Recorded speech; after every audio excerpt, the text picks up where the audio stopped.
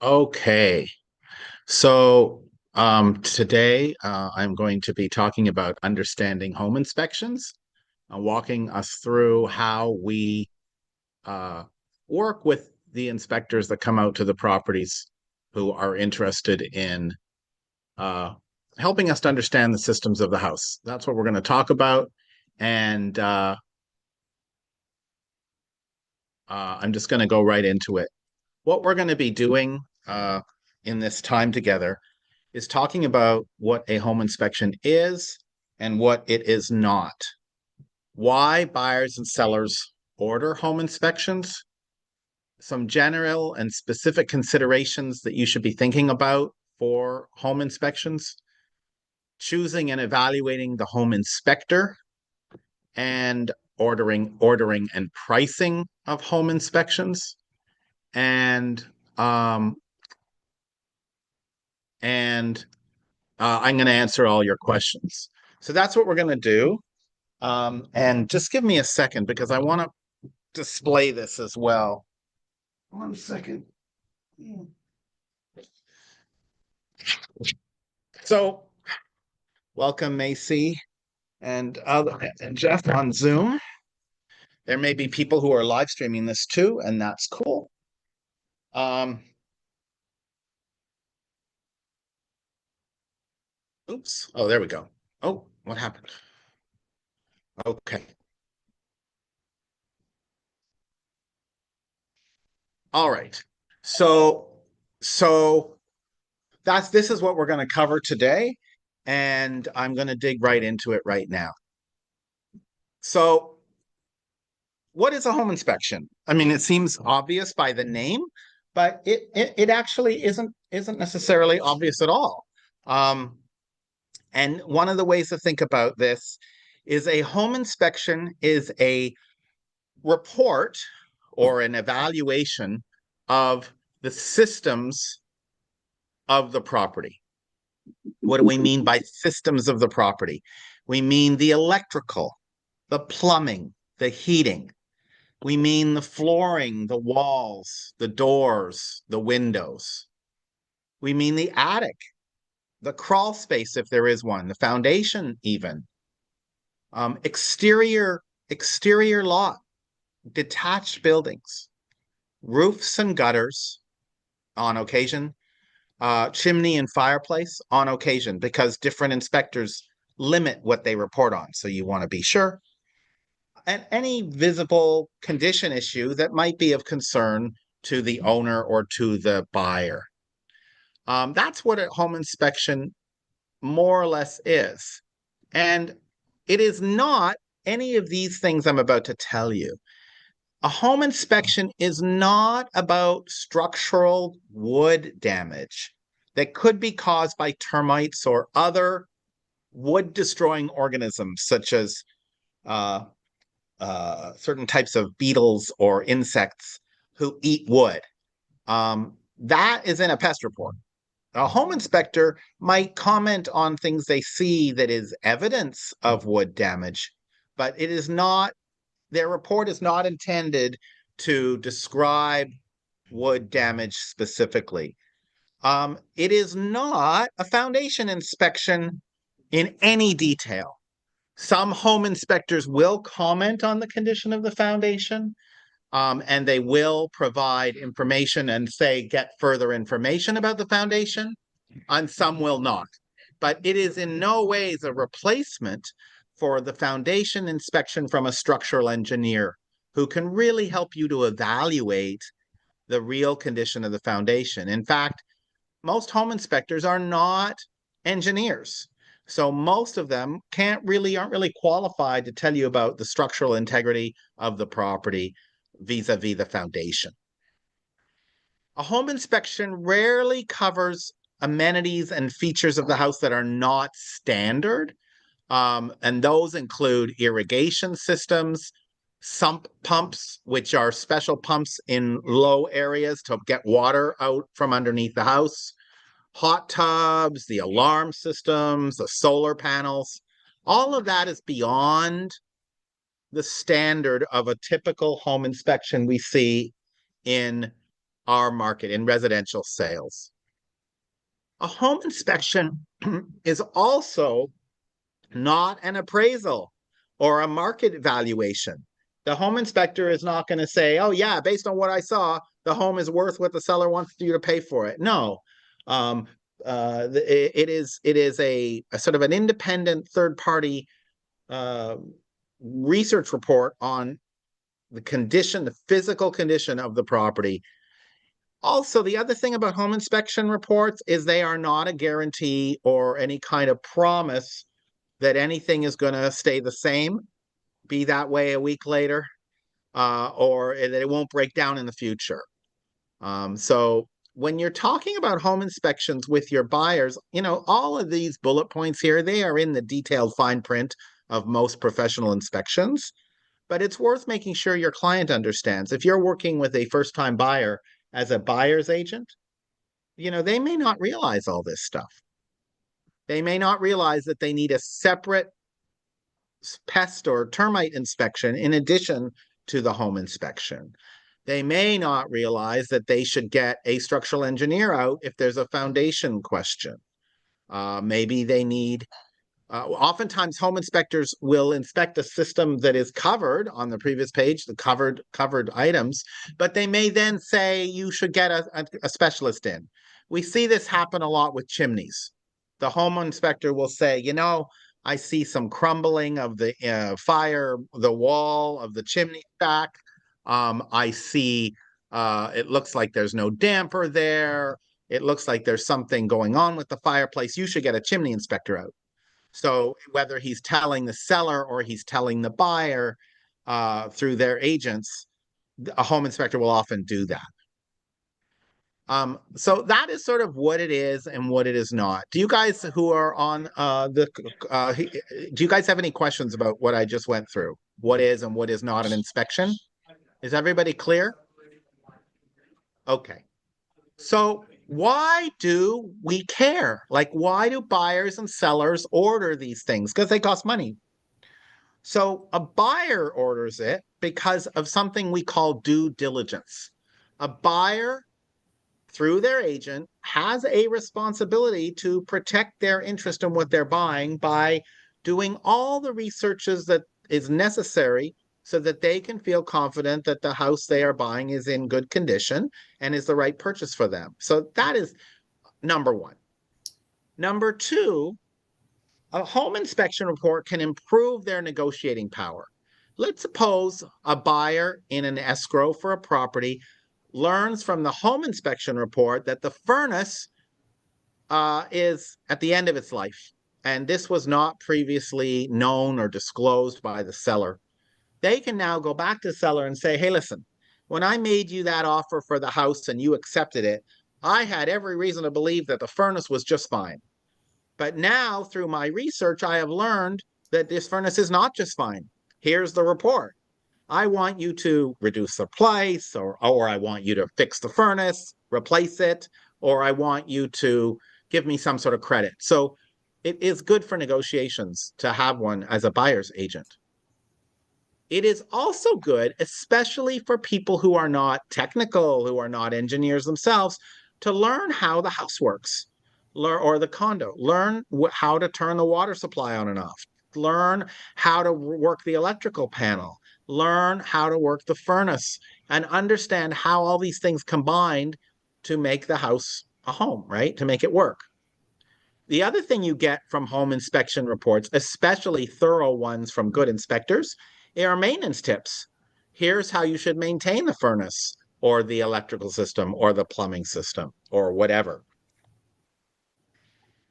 There are also, for buyers, some types of loans out there where the lender will require a home inspection or somebody providing money, maybe not the lender, maybe a down payment assistance program, will say, we will let you have $50,000 or $200,000 for down payment, but we, to protect our interest, need to see a current home inspection report. So that is another thing that is important to buyers. But buyers aren't the only ones who order them. The sellers order them too before they go on the market sometimes. Why do sellers order these? Well, number one, it reduces the risk of cancellation. If you provide the buyers with a home inspection report before they even write the offer, they are going to factor in the condition of the home into their offer, and they're not going to cancel 3, 4 days in. Let's take the example of our furnace. If the sellers had bought the home inspection and said the furnace is at the end of its life, write your offer with that in mind, the buyer doesn't have any negotiating power. They were told that the furnace wasn't working or was old when they wrote their offer. So they don't have that negotiating power I talked about before. So that's a big plus for a seller, right?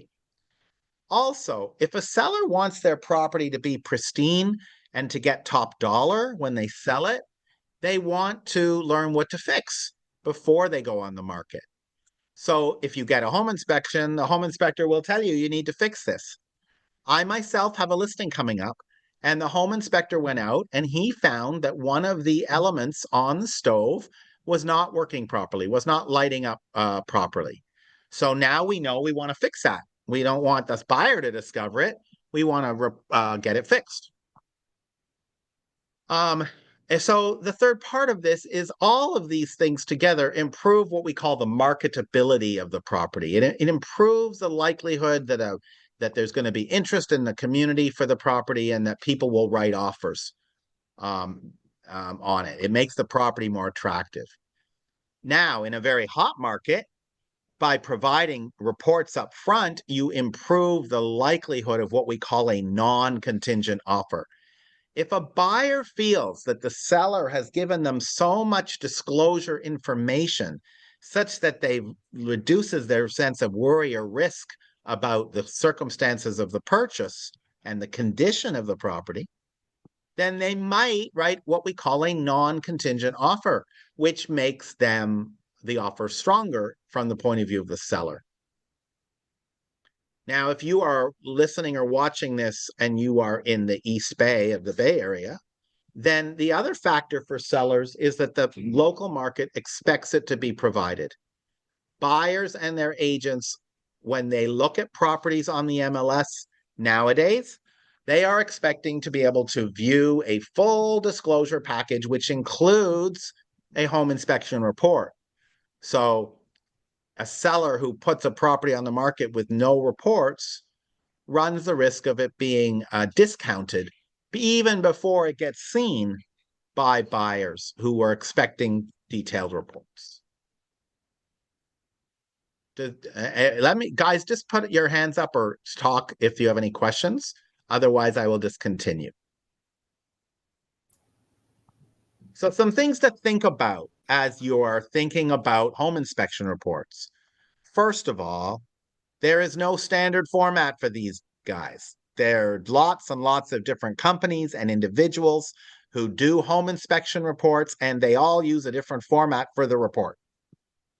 Number two, these home inspections are what we call non-invasive.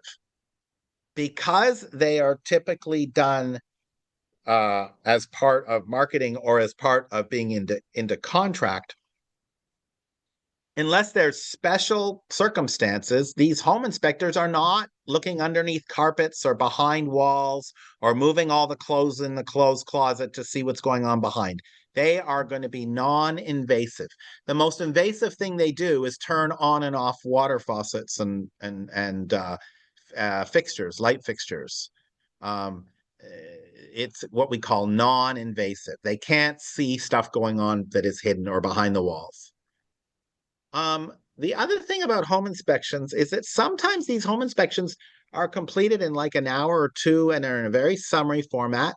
And they are not going to be the same as if someone spent 2 days, going through every little part of the house. Like, for example, oftentimes home inspectors will not test all the electrical receptacles, but just a sample of them. Sometimes they will not test all of the appliances, just a sample of them. So that's a good question for an inspector, right? Another thing to think about is that you do not need a license. You do not need any state, there's no state regulations for you being a home inspector.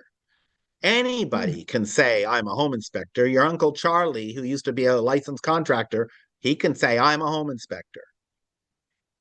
The only way that we get any sense of professionalism is that there are trade certifications.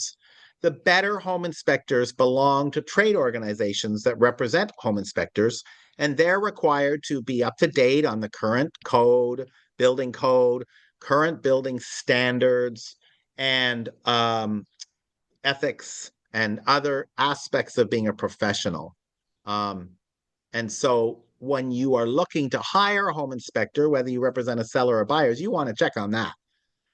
That is what the only way you can have some sort of sense. You could also look on Yelp and see what people say about them too. Typical home inspections. If it's a small condominium, maybe an hour, maybe an hour and a half max. If it's a large house, it could take 4 hours or more. So it all depends on the size of the property. The other thing I want to say about this is if it is it is always ideal that the seller or the buyer be with the agent that ordered the inspection. So if you're a listing agent, it would be great if your seller was there. They could talk to the home inspector about what they find. If you're a buyer's agent, you want to be there so your buyers understand what the home inspector is saying and that the home inspector again can answer their questions. The better home inspectors make themselves available after the fact as well, for buyers and seller questions.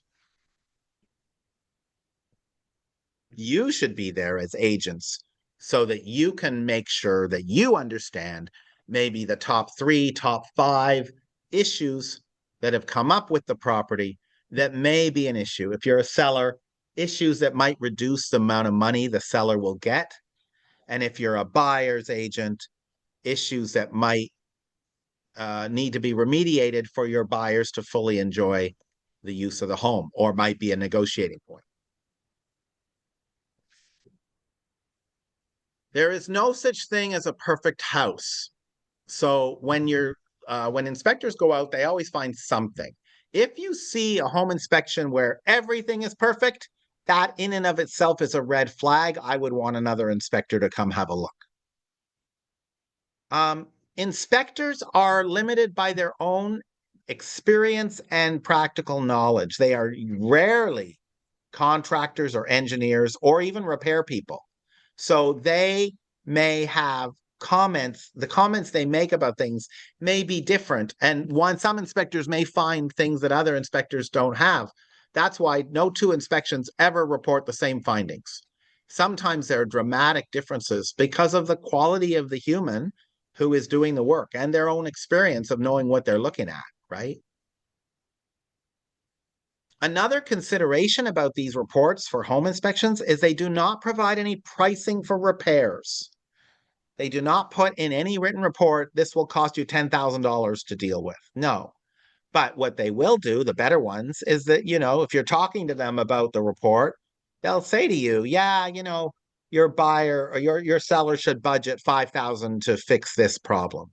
Or it'll cost between 10 and 15 to do the new furnace and new ductwork, or whatever it is. The better inspectors will have a sense of what it's going to cost.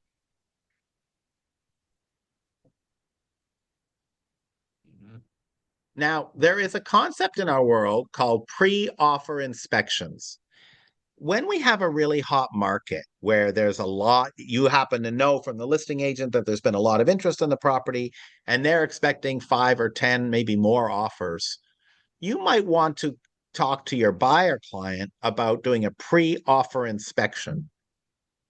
That is where your inspector, the buyer's inspector, will go into the property before the offer is necessarily even written, certainly before it is sent. Typically, the listing agent will allow this, so long as there's no written report that they would then have to disclose to their all the other buyers. But it could increase your buyer's confidence about writing an offer in that non-contingent status if that would make their offer more competitive. However, it is a big financial risk to spend 600, 800, $1,000 on a home inspection before the buyer has secured the property through an escrow, through winning the auction for it. Um, so it's not usually recommended unless the competitive offer scenario is intense. Now, let's talk a little bit about some specific things to think about. If you are representing a buyer or you're doing research on a disclosure package from a seller, you want to make sure that that report was done recently. If the inspection report is more than 6 months old, that's a red flag right there. Homes are dynamic, things change season to season. Things that aren't attended to can sometimes get worse. New problems can uncover that weren't there before. I'll give you a very personal example. My primary bathroom toilet in my condo was working very well 3 weeks ago, and an inspector would have said, "This is working fine." But now it is not working as well. And so things happen just because parts wear down and stuff, right? So if the report is too old, then you want a new report because things will have changed. And some things that were working aren't working, and some things that weren't working might have been repaired. Some conditions might have worsened. When you are thinking about the report, there are limitations in each report. Like, for example, kitchen appliances. Some inspectors will run a half cycle of the dishwasher to see that it runs a half cycle and that water goes where it's supposed to go to down the drain and it doesn't overflow into the sink from the kitchen dishwasher. But that's not a full inspection of the dishwasher. That's just a partial. They open and close the fridge, make sure it opens and closes right, but they don't test to see that it's cooling properly. The range, they test the elements to make sure all the burners are working or the elements are working, and they make sure the oven heats up. If there's a fan, they test the fan. But they don't really test very thoroughly beyond that. When you're reading the report, the inspectors will tell you what they're not inspecting. Sometimes they don't inspect things that you would expect them to inspect, like the garbage disposal or the state of the shower pan or the exterior yard appliances. That maybe it's got a barbecue in the backyard with a small fridge. Maybe they don't inspect those things. So you want to know what's being excluded from the specific report. Most reports that I've seen distinguish between urgent and safety related issues versus general considerations. So anything that is urgent or safety related goes to the top of the page, and you want to consider it at the top. You want to consider it. So, for example, if there is an active water leak flooding the subfloor, flooding the crawl space, that's urgent.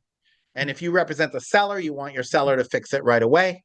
And if you represent the buyer, you want to notify the listing agent right away. They may not even be aware of it, right? If the home inspector reports that the attic is a big fire risk because there's some loose live wires floating around in the attic, same kind of issue, safety urgent, right? So when you're looking at these reports, you do want to understand yourself the relative importance of different items on the report. And relative importance is associated with urgency, safety, and cost, right? So if the property has a 30-year-old roof and the home inspector says this roof is at the end of its life cycle, there are missing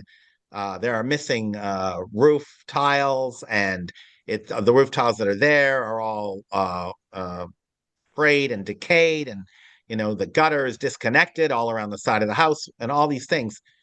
That has some urgency, but it's really not necessarily safety related or desperately urgent, but it's very important.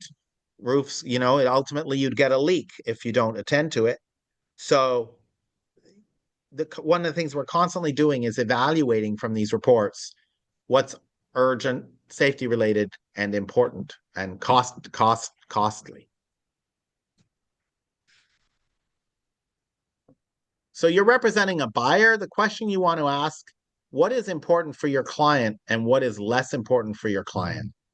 So if that client is in the market for homes that were built in the 40s and 50s, there is going to be old electrical. There might be a lot of receptacles that only have two outlets, two prongs. So you can't put in a grounded electrical wire into that two-prong socket. Or um, or maybe there is some scratches on the hardwood floors.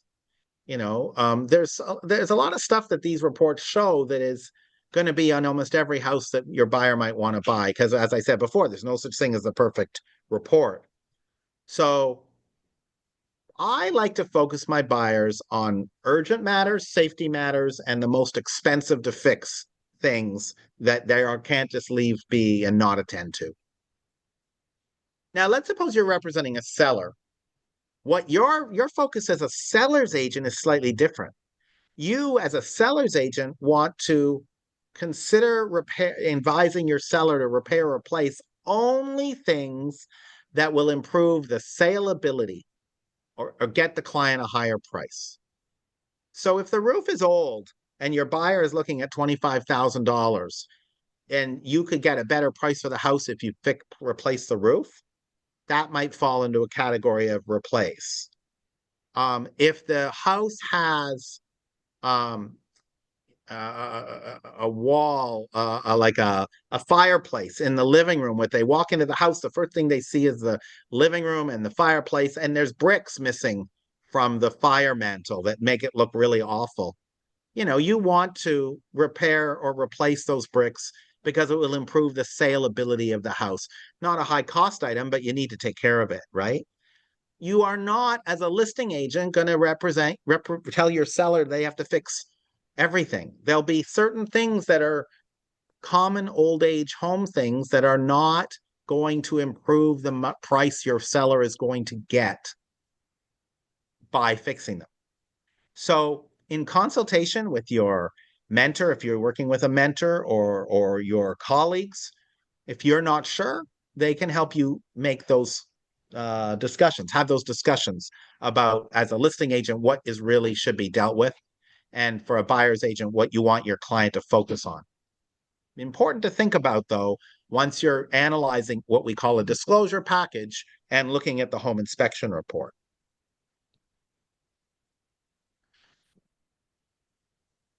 Inspections are always a good idea.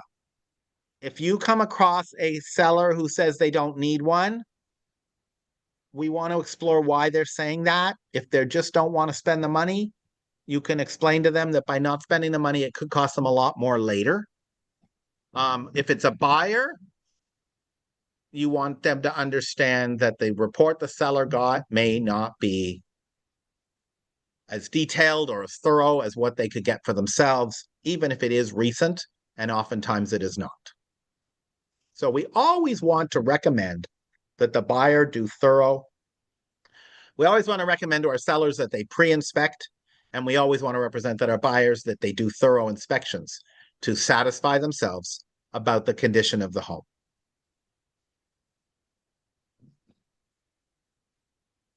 Your buyers and sellers should get inspections before they finish a transaction or go on the market or write an offer, or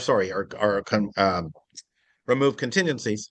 For new construction, by the way, not all new construction is built properly. So just because it's new construction doesn't mean that there aren't problems with the way it was put together and that everything may not be working perfectly. Even if the property is built in the last 20 years, even if the seller has already provided a report, you want your buyers to get an inspection. So we've come to the conclusion, I think, that we need to get very serious about these home inspections and that we recommend them in almost all circumstances for buyers or for our sellers. So how do we pick an inspector? Because there's lots of them out there. You might get referrals from your you might get referrals from your you might get referrals from your colleagues, a mentor or another agent who had a good experience with an inspector. So what you want to do as a good agent is you want to research the inspector and the company that they are with, if it's not themselves. Do they have any of those trade certifications that I talked about? What are their obligations to be a member of that organization that provided this certification? What kind of education slash experience, right? How well organized are their reports? If you're working with them for the first time, ask them for a sample of their reports. Is it easy to read? Is it thorough? How long will it take them to deliver a written report? So, let's suppose you're a buyer's agent and you get into contract with a short time frame for investigations. Maybe you've only got a week and you've got an ace, top-notch, highly recommended inspector who's going to come out 5 days in. Well, if you have to lift this contingency on the seventh day, if he doesn't get you the report within 24 hours, you don't really even have time to review it yourself, let alone your client review it. So you need to have a sense of when you should expect written reports to be delivered. The other question you always want to ask as a business professional is, how do they take payment? Some of these guys are pretty entrepreneurial, and some of them are old school. Some of them will only take, believe it or not, paper checks or cash. Okay. Some of them will only take online digital payment. They won't take a credit card or checks or cash. So understanding how they work and when they want to get paid, those are important things that'll help your buyer with the process, because it's the realtor who typically chooses the inspector. Your buyers can choose the inspector, the seller can choose their own inspector, but it's typically us agents who do it. Questions to ask the home inspector. Will they be available after the inspection for you and your clients? Let's suppose you get the report back and they made a mistake.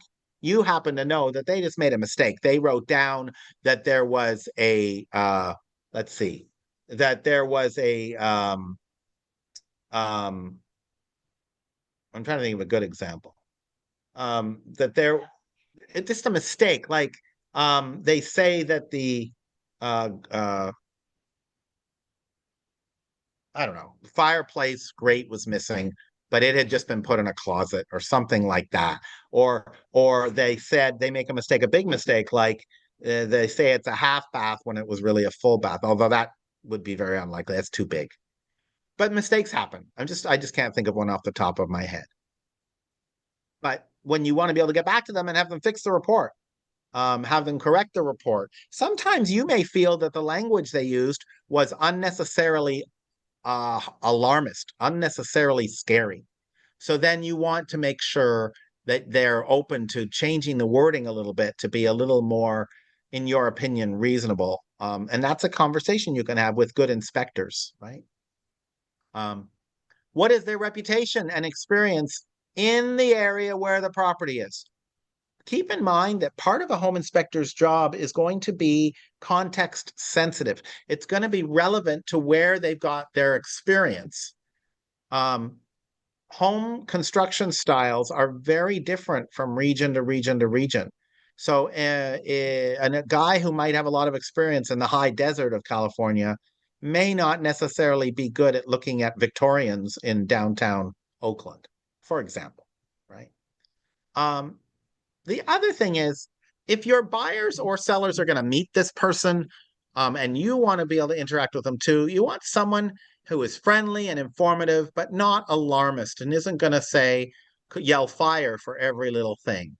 Um, Over the years, I've stopped working with some inspectors because of this phenomenon where they would say things at meetings with my buyers or sellers that I felt was unnecessarily alarmist, unnecessarily scary without, really knowing for sure. So it's a matter of, and they want to protect their reputation too, but um, you want someone who's going to be someone your clients get along with, and is friendly.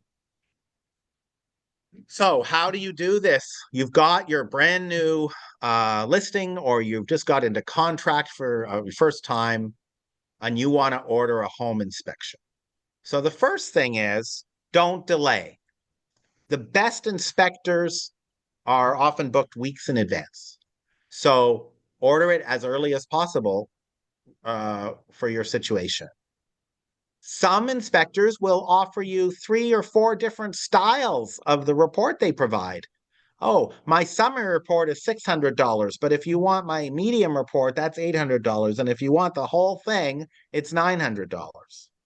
So it depends on each inspector has their own kind of style for how they prepare the information. Allow the pricing to vary. Sorry, not allow. The pricing will vary roughly in current market in the East Bay here between about $400 and $1,000, depending on the size of the property, the reputation of the inspector, how long it's going to take them to do the job. Note that the further east you go from here, the more you get into the valley or north and east into the hill country, the prices come down. The cost of it goes down a little bit. And when you're ordering it, that's when you ask the inspector, if you come out next Thursday, when will I have your written report?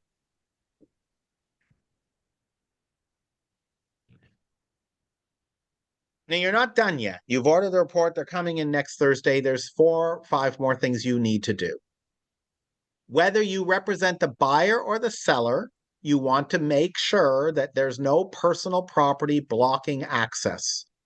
Now, what do we mean by blocking access? Well, the most obvious thing is there's so much clothing and crap in the closet, they can't access the attic panel up on the ceiling of the closet or the crawl space panel at the bottom of the closet.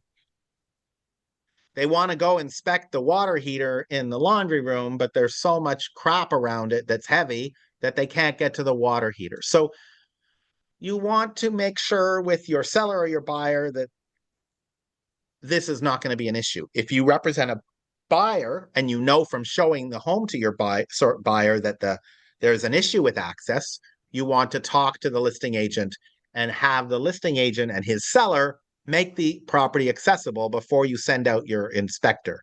The last thing you want is for your inspector to tell your buyer, sorry, I couldn't inspect the attic at all because I couldn't get in. You want to make sure, again, whether you represent seller or buyer, that power, gas, and water will all be on at the time of the inspection. Now, you might think, why would this be an issue if I represent the buyer, the property's on the market? Well, because some properties are put on the market are not occupied. They've been vacant a long time, and the seller has turned everything off to save money. You want to make sure that there are no locks and no barriers to access by security measures. Some people lock the crawl space hatch door on the exterior of the house. Some people have exterior water heaters in water heater closets, they lock them. Some people even lock access to their exterior electric panels. Sometimes you get homes that have been used as rentals where there's a lock on a bedroom door and you need to make sure it's going to be unlocked for the inspection so your inspector can get into that bedroom. If you represent the seller, you have a legal obligation to make sure any water heater is braced properly for earthquake and that there are carbon monoxide and smoke detectors in place. Our contract actually has verbiage about this, has line about this, that the seller is going to make sure this is the case. So that kind of is the end of the formal part of this presentation. Jeff, you're joining me here. Do you have any questions? Yeah, just one quick question, because there's a lot of things that can be risky. But I guess my question would be, to mitigate your risks, whether you're a seller or a buyer, would it be recommendable to have 2 inspections? I know the cost is a lot, either one, buyer or seller. So in our area, Jeff, you're always going to have you're almost, I shouldn't say always, many times you are going to have a seller's produced home inspection. So you representing a buyer would say to the buyer, let's do our own. Let's get your risk down. Okay. Don't just rely on the sellers. Right. If I'm a seller, uh, one is the standard. We just get one, and we want to disclose anything that might affect the value or desirability of the property, for all the reasons I mentioned. We don't normally get two. Now, Okay. that doesn't mean you couldn't. I mean, again, you get two different inspectors with two different profiles. That might bring very great value, but the cost becomes a point where most sellers don't want to pay for two. It's hard enough to get them to pay for one. Um, Right.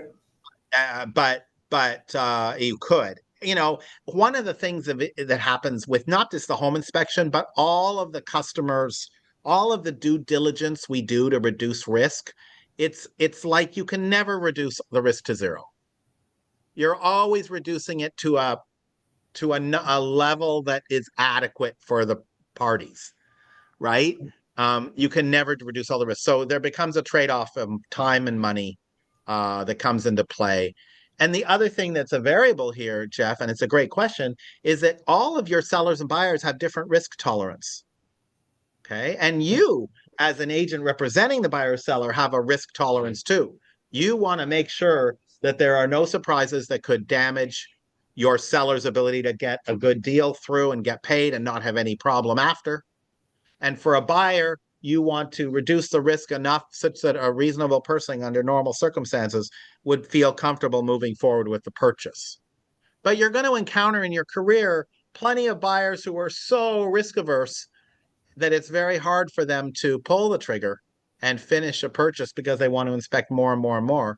And there's tension around that because you never have all the information. So we sometimes get to a point in a transaction where the buyer is saying, they're really worried about this, and you're saying, um, we can ask for more time and do further research if it is a go no go decision point that we're at, but we may never know for sure.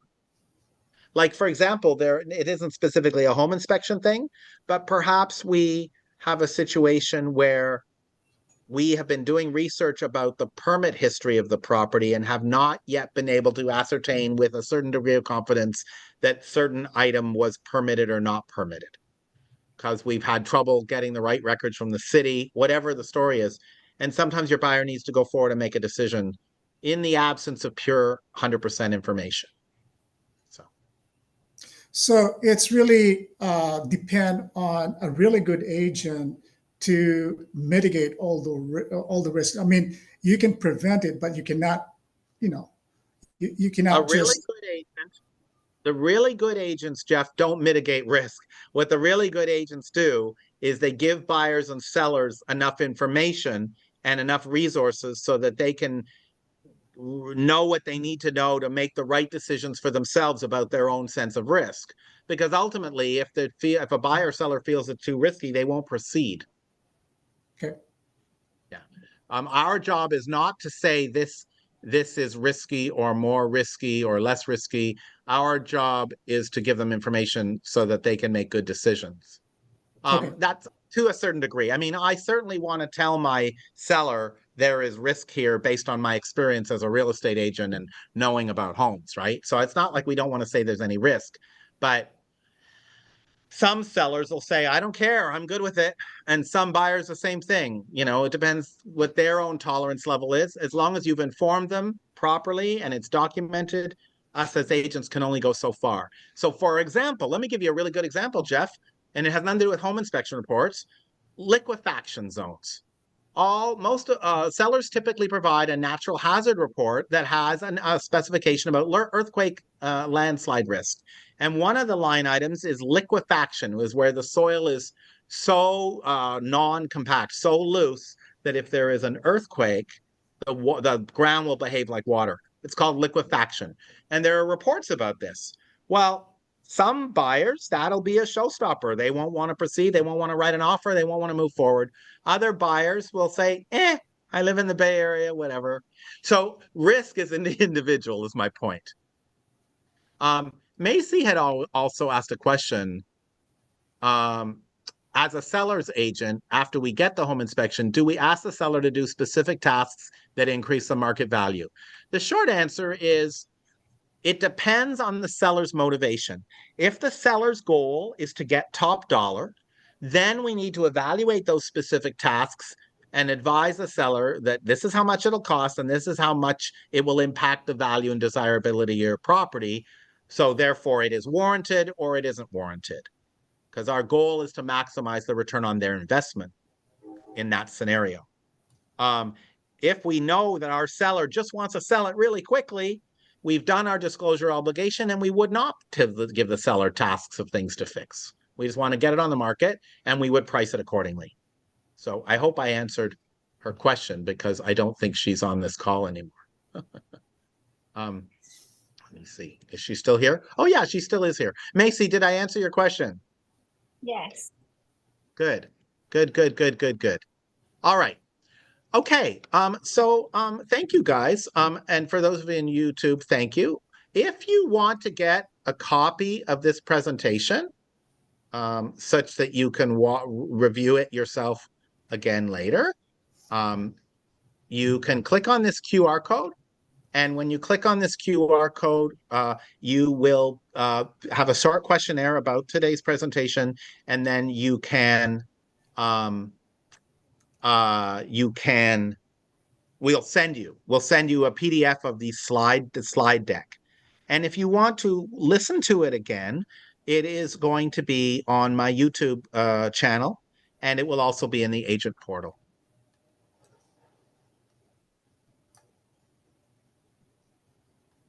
Thank you guys so much for being with me on Zoom today, and for anyone watching on the live stream or watching it after it was live streamed. And we'll see everyone next week for another class.